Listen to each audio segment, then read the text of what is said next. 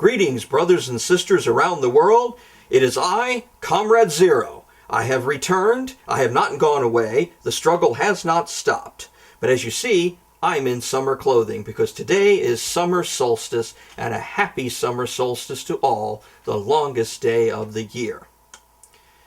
Like I said, the struggle has not stopped. I apologize for having been away for so long, but I have been busy. A few observations as to things that have been going on as of late. Aside from the wild, damaging weather, which is becoming a regular experience, we're still not dealing with this catastrophe, no matter who caused it or what caused it.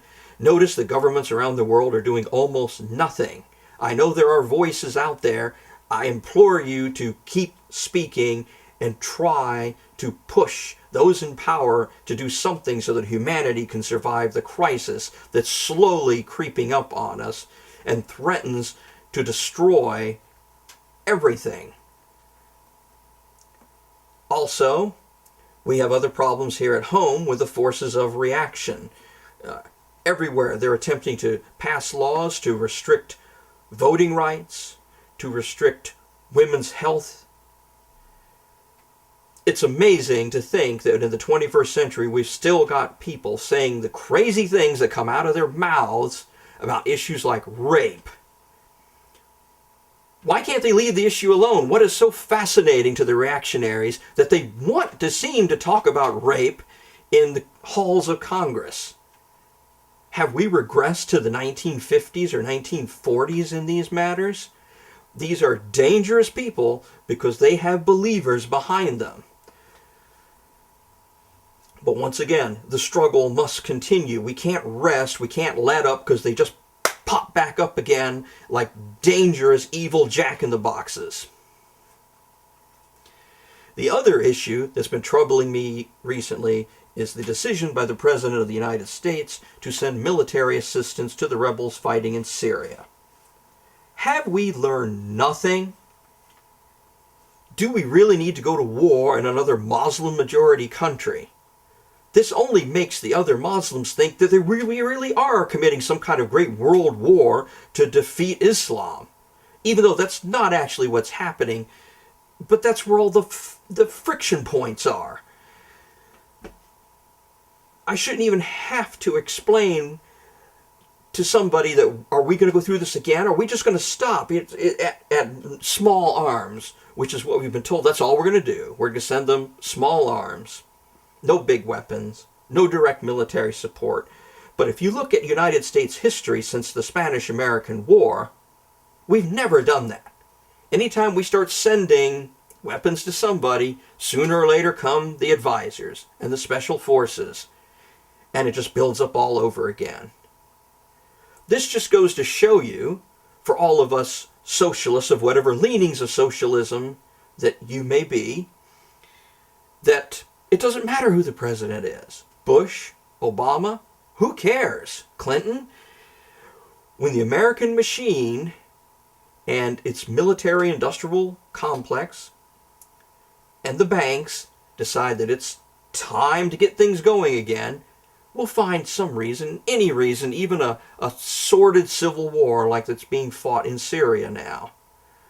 Can't we see the danger? More lives to be lost. For what gain? Stabilizing the Middle East? For whom? For what reason? Nevertheless, the fact, anybody notice the look on President Obama's face and the face of President Putin of Russia when they were at the G8 meeting this past week? They did not look too happy sitting in those chairs next to each other. Because, as you may well know, the Russian Federation openly supports the Assad regime in Syria. They supply them with weapons, with tanks, with anti-aircraft and aircraft. Now we're going to start arming? Does anybody remember the Cold War? Many proxy wars were fought like this during the Cold War, and now it looks like we're going to be ready to fight another proxy war with Russia all over again? Soviet Union? No Soviet Union. Democrat, Republican, doesn't matter. We're still fighting those same issues. Nobody tells the truth. We want to believe it's for fighting for freedom. That's the reason we always get involved somewhere. We're always told that one side wanted us to help them. But if you remember back to the Cold War, the Soviet Union said the same exact thing for Afghanistan, Vietnam. They wanted us to be there. They asked for our help.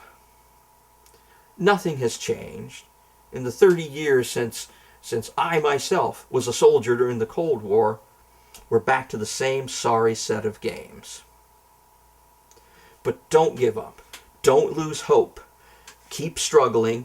Keep questioning. Don't let authority just roll all over you as if we were some kind of human doormat. Keep the struggle going. Keep the questions coming. Question the authority. Doubt the authority. Provoke the authority if necessary, before we get started off on another sorry war in the Middle East, in a place we don't belong, where we don't understand the issues and we don't understand the players. But do not lose heart. Do not lose heart, brothers and sisters. So Comrade Zero will leave you now with the following words. Workers of the world, unite! You have nothing to lose but your chains. You have a world to win.